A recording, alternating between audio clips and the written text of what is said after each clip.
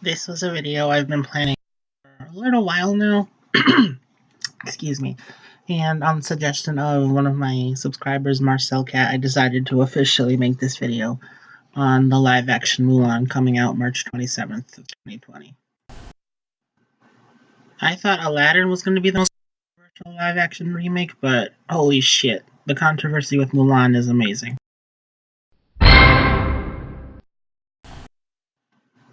These are some tweets fan reactions to the removal of Li Shang in the live-action remake, and the text effects are me going off on them, because every single person tried it.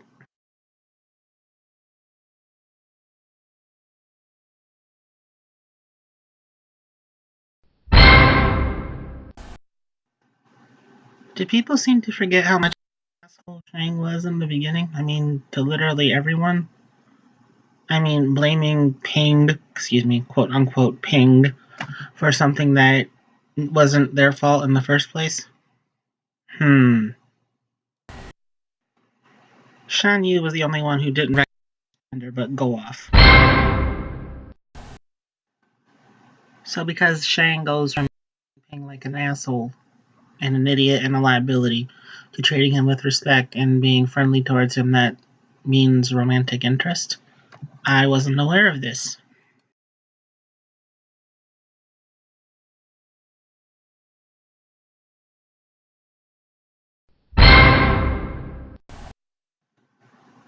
Prince Charming is a part of Cinderella, and the Beast is a part of Beauty and the Beast. It's literally in the fucking title.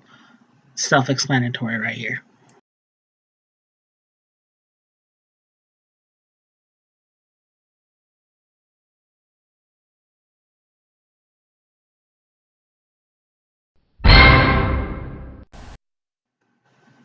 This person apparently decided to ignore Eric, Aladdin, Flynn Rider, and hell, I think even Tarzan, who had his own personality.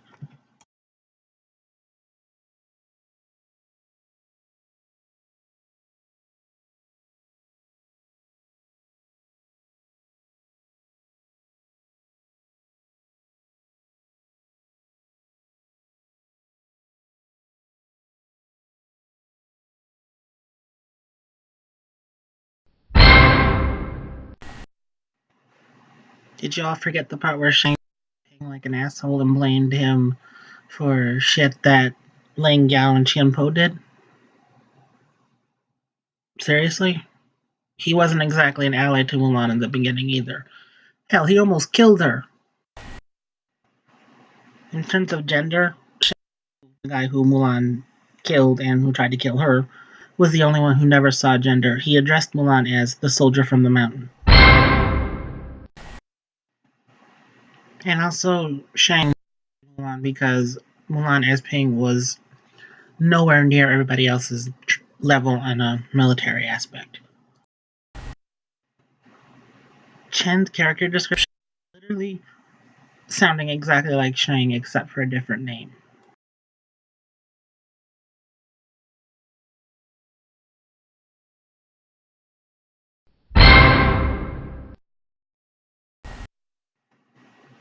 No comment for this stupid here.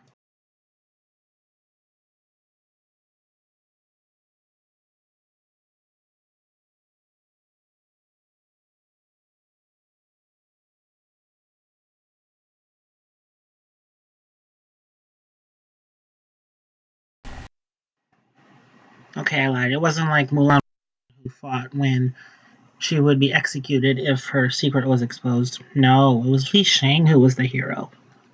When he was the one who almost murdered Mulan. After the sexist ass chief who threw her out of the tent. Yeah, okay, it's Shang that's the hero, not Mulan.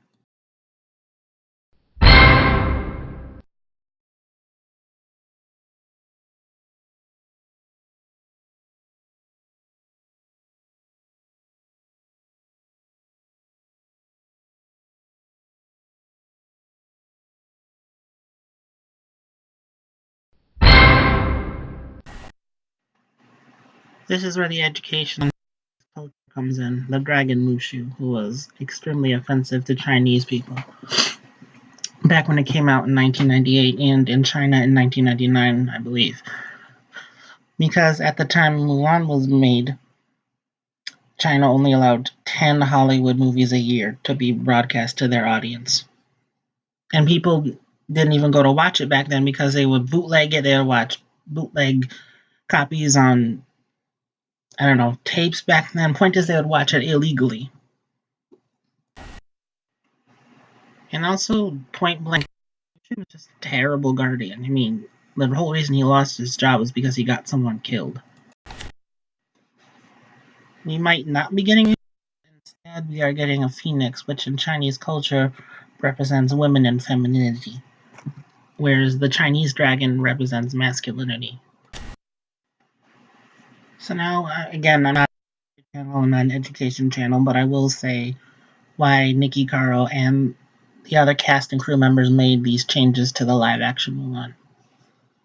There's going to be the text effects that you're reading right now, and also some articles I found that I will be linking in the description box below. Disney is literally trying to fix the mistakes they did with, well, not all of the originals, but with Mulan especially. It's one of the two Disney princess stories that were butchered when it comes to their source material. Dragons in Chinese culture are representative of masculinity. They are a symbol of power, of strength, of good luck, and they are a symbol of worship. They are very serious. They're not comedic symbols at all.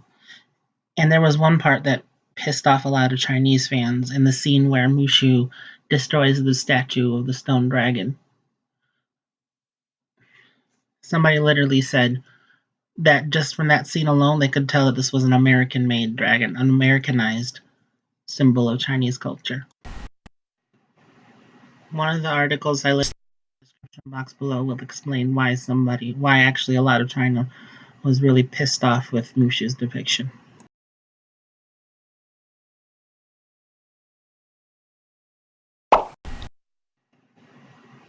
I wondered why there was a when I heard that Shan-Yu was going to be renamed and the witch was going to be added in. I thought the witch was going to be a whole new villain. She kind of is, but not really. If you look at her appearance, she looks exactly like Shan-Yu's falcon companion.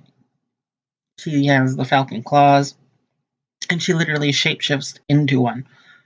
So I think she's basically an expanded, revamped version of the falcon we know from the original cartoon.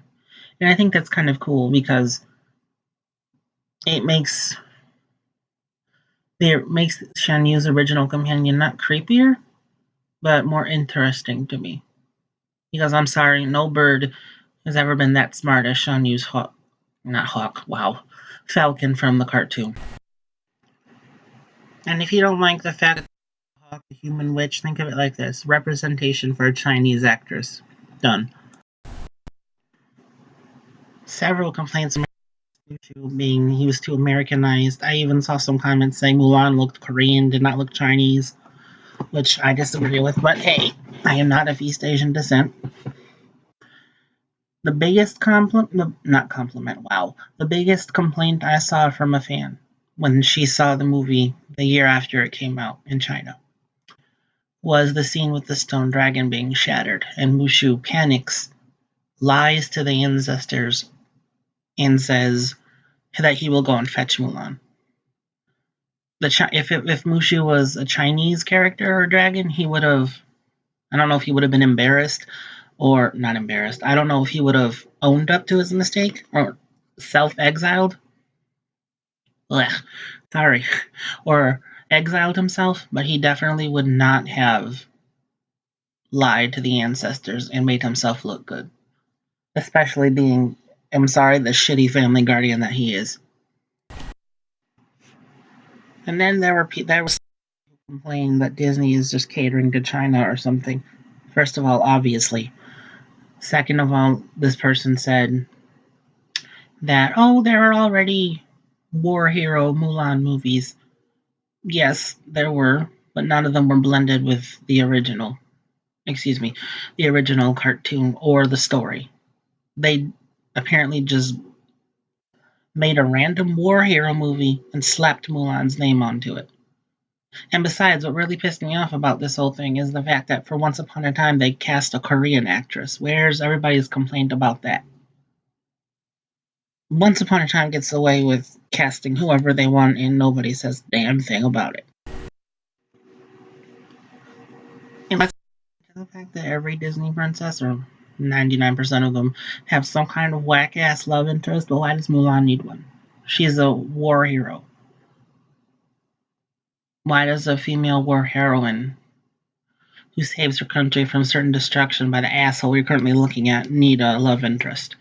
I don't understand. Alright, that's the end of this video.